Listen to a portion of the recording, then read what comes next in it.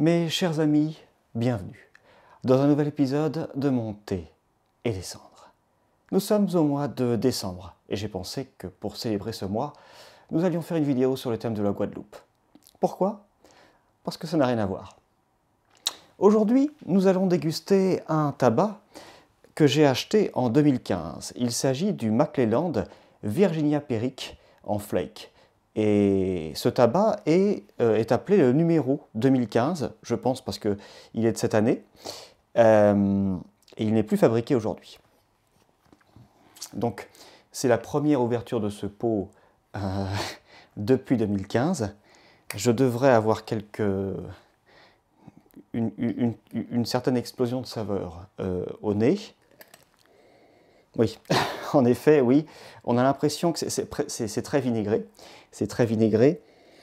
On va attendre que l'air circule un petit peu parce que ça monte au nez, c'est très fort.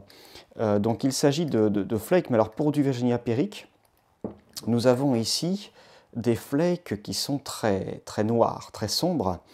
Je vois très peu de parties brunes, même brunes foncées. Couleur un petit peu écorce si vous voulez. Là on a un tabac c'est un marron très sombre, hein. On n'est pas évidemment sur du noir pur, mais c'est un marron très sombre. Le taux d'hygrométrie est, je dirais, parfait. Mais généralement, enfin, les flakes sont un type de coupe, de préparation du tabac pour en faire une coupe, du moins, qui est assez facile à conserver comparativement à d'autres. Donc ce tabac ne contient que du Virginie et du Perique, mais je peux lire sur Tobacco Review qu'il s'agit, et je ne connaissais pas cette variété, de Virginie rouge et orange. Alors, je sais ce que sont les Virginie rouges, mais je ne connaissais pas les Virginie orange. Peut-être un mélange de Virginie rouge et de Virginie jaune, qui sait. Et puis du Perique de St. James, donc qui est un Perique assez réputé. Ah oui, oui. Bon, c'est un tabac qui promet au nez. Nous avons là une odeur de... Alors si, une fois évidemment, comme je vous le disais, une odeur très vinaigrée, acide, mais alors quand on passe, quand on arrive à oublier un petit peu cette odeur très dominante, nous avons des fruits confits, un peu de poivre, mais un poivre très fin, je dirais poivre blanc, et puis...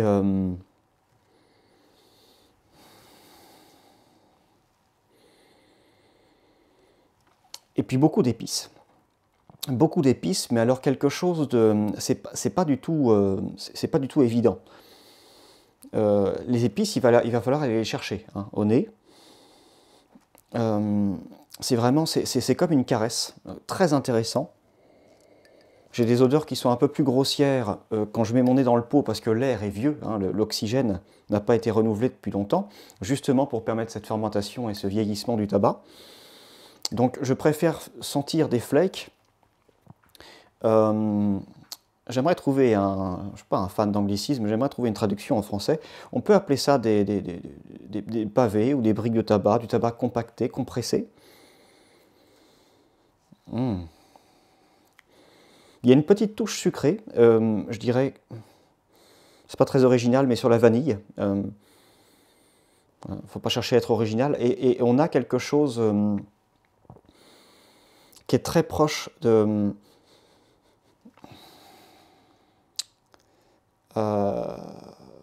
pruneau d'Agen. Oui, oui, c'est ça. Donc le sucre est davantage sur le fruit confit que sur la vanille, et on a quelque chose qui est très proche du pruneau d'Agen, oui. Ah oui. Et plus j'y pense, plus je me dis que oui, c'est exactement ça. C'est exactement ça. Avec cette dimension vinaigrée, alors Macleland est très connu pour cette odeur de ketchup sur leur tabac. C'est dû à leur procédé de fabrication, enfin de fermentation du tabac, notamment des Virginie.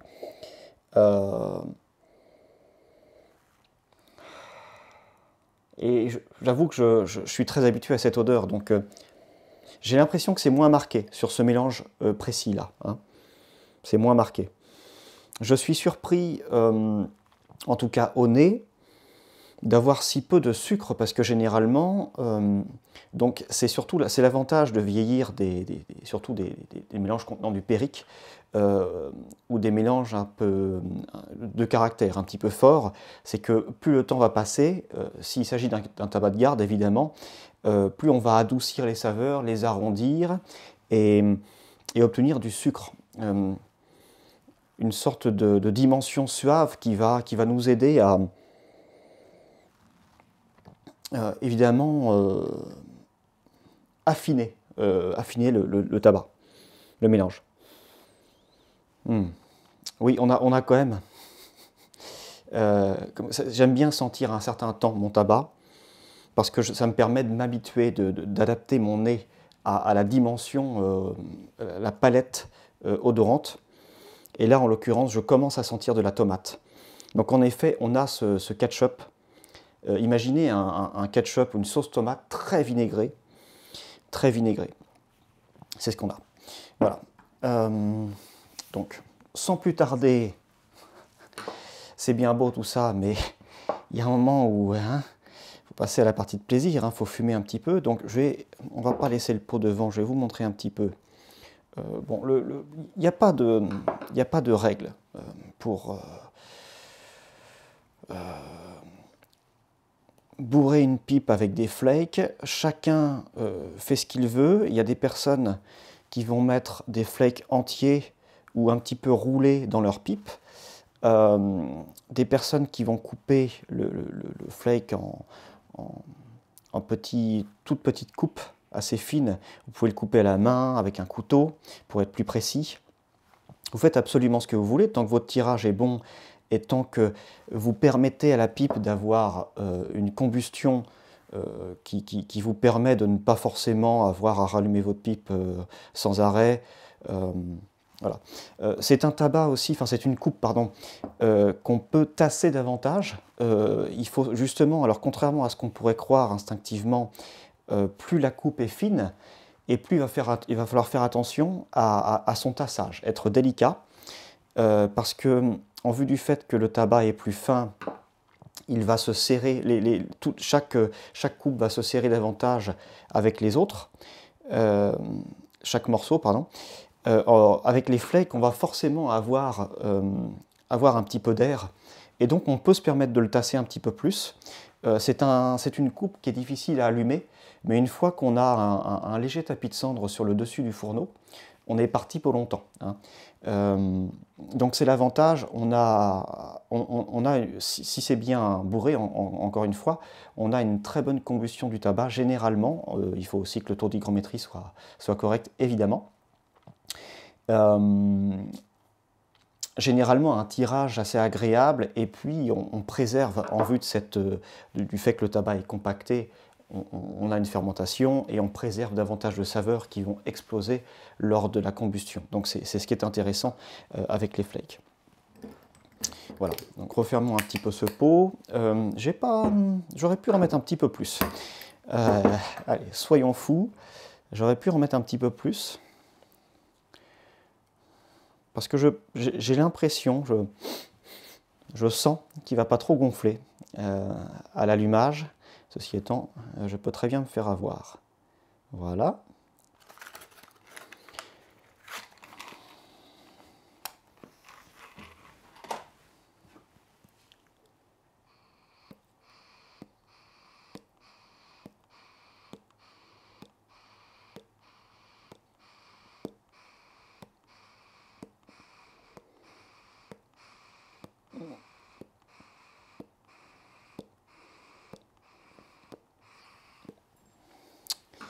Deuxième allumette. Donc, en l'occurrence, on peut avoir plus de facilité à allumer un flake. J'ai tendance à avoir un caractère impatient, et pour certaines choses en tout cas. Et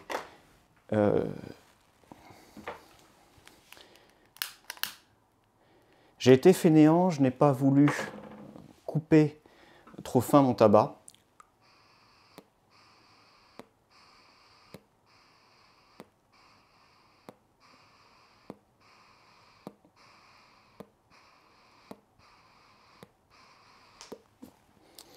Je n'ai pas voulu couper trop fin mon tabac, ce qui veut dire que je vais avoir plus de mal à l'allumer, allumer ma pipe. Mais une fois qu'elle sera allumée,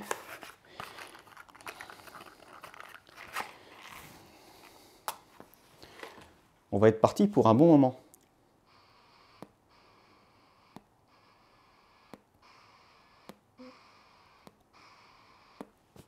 Voilà, donc là je sens qu'elle est allumée. Ce type de tabac, j'aime bien les faire vieillir parce que lorsqu'ils sont jaunes, ils vont être un peu plus agressifs, un peu plus piquants. Et en vue du fait qu'on, comme vous pouvez le voir, à l'allumage, on tire beaucoup, on va avoir une fumée un peu plus agressive dans la bouche. Là, c'est pas du tout le cas. J'ai une fumée très douce. Voilà, donc volontairement, c'est ce que je voulais. Hein.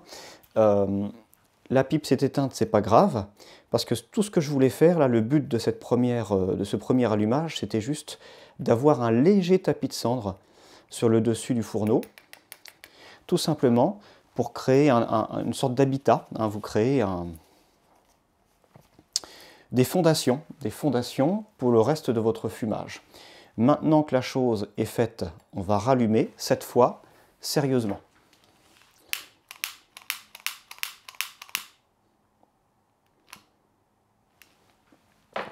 Voilà. Et là, en un rien de temps, vous allez voir que...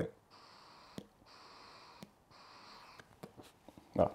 Donc on va donner un petit peu de temps à notre pipe de s'ouvrir. Il faut que la combustion se répartisse bien, que la chaleur soit homogène pour qu'on ait un maximum de saveur. Pour l'instant, j'ai un tabac... faut pas que je me fie aux saveurs, mais j'ai un tabac qui est très doux, et je dirais même un petit peu plat. On a quelque chose de très boisé et d'épicé. Mais alors, aucune dimension sucrée. Et on a complètement perdu l'acidité. L'acidité, je veux dire, envahissante de notre analyse olfactive. Donc j'ai choisi de vous faire découvrir ce tabac en dépit du fait qu'il n'est plus en production, parce que McClelland est un des fabricants les plus... disons, dont la signature est vraiment la préparation des Virginie et des Périques. Donc là, on a vraiment un tabac plus ou moins emblématique de la marque, même si, en dépit du fait que ce mélange en particulier n'est pas du tout un mélange emblématique. Hein. C'est pas un mélange très connu. D'ores et déjà, on peut sentir que c'est un tabac très puissant. Très puissant en ce qui concerne sa roborativité et sa dimension nicotiénée, mais également avec des saveurs très fines. Donc à l'heure actuelle, moi c'est très amusant, je constate qu'on a, lors de ce fumage, une sorte de dualité.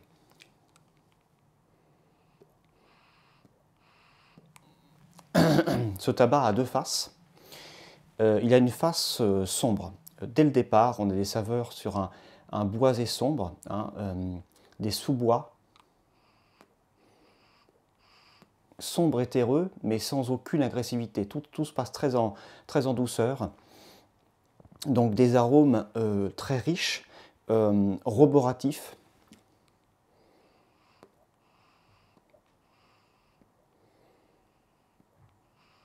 Profonds, mais pas forcément une grande pluralité en termes de saveurs, c'est-à-dire que vous allez avoir beaucoup de dimensions dans cet aspect boisé, légèrement terreux, avec une touche de poivre noir, mais alors vraiment quelque chose de très subtil. Absolument aucune dimension sucrée, ce qui est assez surprenant pour un tabac aussi vieux. Et alors, en ce qui concerne l'autre aspect de ce tabac, on va avoir quelque chose de très léger cette fois. Alors c'est très amusant à expérimenter. des arômes très légers, légèrement acides, légèrement. Et donc dans cette autre dimension, on va avoir cette fois une petite touche vanillée, mais très étrangement qui est davantage fraîche que sucrée. Et donc comme vous pouvez le constater, un équilibre très intéressant. J'aurais voulu un petit peu plus de profondeur des saveurs, mais on n'est qu'au premier tiers. Un peu plus de... Non, pas de profondeur, pardon, justement, un peu plus de pluralité, de complexité. On a des saveurs assez profondes, mais disons que c'est un petit peu unidimensionnel. Le seul aspect de ce mélange qui va nous donner une impression de dimension, c'est justement cette dualité entre le boisé, le sous-bois très terreux, très humide, très intéressant, et l'acide. Hein, et donc une complémentarité intéressante, puisqu'évidemment l'acidité va grignoter la richesse, la lourdeur du tabac. Hein, donc on a cette sensation de légèreté grâce à cette dimension acide. Mais on va préserver la capacité du tabac à nous faire digérer un bon repas. Là, ça y est, j'ai un léger piquant, alors, qui est agréable parce que c'est vraiment... ça pique pas vraiment en fait. Si c'était juste un peu plus présent, ça piquerait. Là, c'est pas le cas. Mais on sent qu'on a ce vinaigre qui a envie de s'installer sur la langue. Et justement, ce boisé qui l'en empêche. Et donc, le mot dualité est assez bien choisi, je pense. D'ores et déjà, en tout cas pour l'instant, je peux vous dire qu'il ne s'agit pas d'un tabac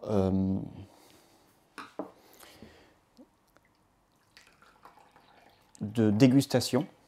C'est davantage un produit qui va être intéressant à fumer devant un film ou en exécutant une promenade, en lisant un livre. Bref, en ayant une activité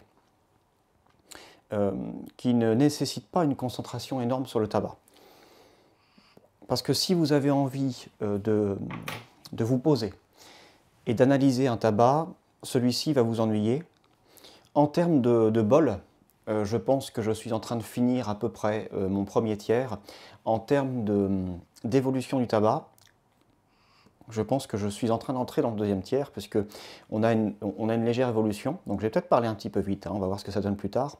Là, le boisé est en train de s'approfondir davantage, et on a un univers un petit peu plus d'humus, quelque chose de... Alors j'ai déjà parlé d'humidité tout à l'heure, hein, d'un sous-bois humide, mais alors là on est davantage sur les feuilles, des feuilles mortes. Je retrouve les fruits confits de l'analyse olfactive, encore une fois, sur les pruneaux, mais j'ai aussi quelques fruits à coque, et je vais vous reconfirmer ça un peu plus tard. J'ai l'impression, en tout cas pour l'instant, à cet instant précis, qu'on a moins de présence de la dimension vinaigrée. Je suis assez prudent quant au choix de mes mots, parce qu'on peut toujours avoir un palais qui s'habitue à cette dimension acidulée, et ne plus la sentir pour cette raison. Donc quand c'est comme ça, il faut aller la chercher. Ou pourquoi pas faire une petite pause et se rincer la bouche. On a un tabac qui est un petit peu sec, je dis bien en termes de texture. C'est semblable justement à un latakia, mais c'est assez commun avec les périques notamment.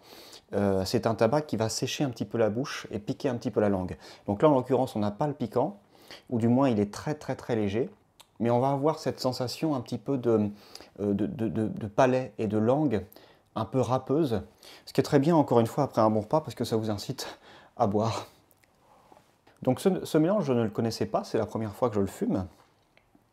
Mais en vue de sa composition, pour l'accompagner, eh bien, j'ai choisi un thé russe qu'on appelle Douchka, qui n'a d'ailleurs rien de russe, c'était inventé par un Anglais. Celui-ci est bien infusé. On est sur un roux foncé, presque noir, très sombre. un thé épais, riche, hydratant, mais aussi qui va savoir tenir tête à ce tabac, ne serait-ce que pour me rincer la bouche et me permettre de mieux analyser les saveurs de ce mélange. Donc pour revenir à notre numéro 2015, je vais rester sur ma position du premier tiers.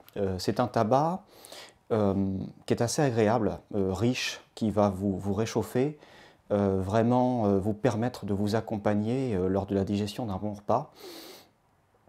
Mais ce n'est pas un tabac de dégustation, hein. Vous n'allez pas avoir beaucoup d'évolution et très peu de pluralité en ce qui concerne les saveurs, justement. Donc même sur un tabac linéaire, on peut avoir toute une palette de saveurs différentes. Là, on est vraiment très spécialisé dans cet univers boisé. Donc, avec cette petite évolution du sous-bois humide vers des feuilles mortes et de l'humus, un petit peu de noisettes, de fruits secs. Et puis, en arrière de la scène, des fruits confits avec ce côté acide. À mon humble avis, vous avez là un produit que vous pouvez tout à fait oublier, en quelque sorte. Et fumer de façon très légère. Je veux dire, psychologiquement, il n'y a pas de pression de passer à côté d'une saveur ou quoi que ce soit. Tout vous est présenté de façon assez claire. Ceci étant, encore une fois, sans agressivité. Donc, c'est pas quelque chose qu'on vous balance à la figure. Mais il est difficile, il me paraît difficile de passer à côté d'une nuance de ce tabac. Parce que tout est vraiment limpide. Je dirais que le Périque a moins bien... On ne peut pas dire qu'il est moins bien vieilli. Disons qu'il est juste moins présent, mais ce n'est pas forcément une mauvaise chose, dans la mesure où, comme je le disais, c'est une préparation, et non pas une variété de tabac, une préparation qui peut être très forte. Et donc le fait qu'il s'abstienne un petit peu, qu'il soit un peu plus subtil, un peu plus en arrière de la scène, est une bonne chose, je pense. Ça laisse plus de place d'expression pour les Virginies. J'entre définitivement dans mon troisième tiers, et on a un renforcement du tabac. On a aussi un renforcement des saveurs. Pas forcément dans le bon sens du terme, je dirais que le mélange se vulgarise un petit peu. Le piquant également se fait plus présent, en dépit du fait que la bouche est habituée. On a quelque chose... alors, aucun goût cendreux. En revanche, on a des saveurs qui, je dirais, sont un petit peu trop puissantes, envahissantes. Même la nicotine. Vous pouvez sentir, ça fait le même effet que certains piments assez forts, cette chaleur. Cette chaleur vous envahir un petit peu la bouche tout au long de ce fumage, et je dirais progressivement de façon de plus en plus présente au fur et à mesure qu'on approche de la fin du fumage. On va avoir cette dimension fourrée. Imaginez un pain, par exemple. C'est aussi ce qui participe à l'épaisseur de ce tabac, je dirais. Mais de façon générale, on a toujours cette texture très, très sèche. Oui, lorsque je frotte ma langue contre mon palais, c'est un peu rugueux. Donc c'est une sensation que j'ai généralement avec les Latakia. Il peut être intéressant, en vue de mon fumage, de remettre ce tabac, ce mélange en cave, pour voir s'il peut encore se complexifier d'ici quelques années.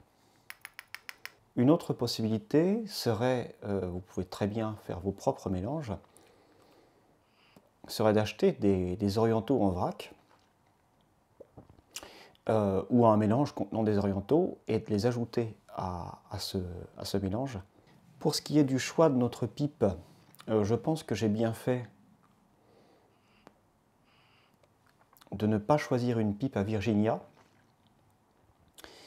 J'avais cette intuition, mais plutôt une pipe pour tabac légèrement plus corsé. C'est une chose que je vous confirme. Un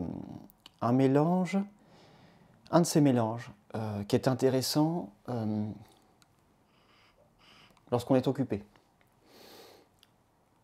Lorsqu'on est en la présence d'amis, ou en train de lire un livre, de regarder un film, en train de se balader quelque part, vraiment pas le type de produit que vous avez envie d'analyser profondément, parce que là, vous allez vous ennuyer. Ce qui est un petit peu mon cas à l'heure actuelle, lors du troisième tiers, j'essaye de trouver des choses à dire, mais il y a vraiment pas grand-chose. On a seulement un petit renforcement et vraiment quelque chose de très linéaire. Bon tabac, mais qui ne demande pas beaucoup de concentration. Voilà, donc je pense qu'on va pouvoir arrêter notre dégustation ici. Je vous remercie encore une fois de m'avoir accompagné pour ce doux moment de plaisir et de détente. Et je vous dis à bientôt pour un nouvel épisode et une nouvelle aventure.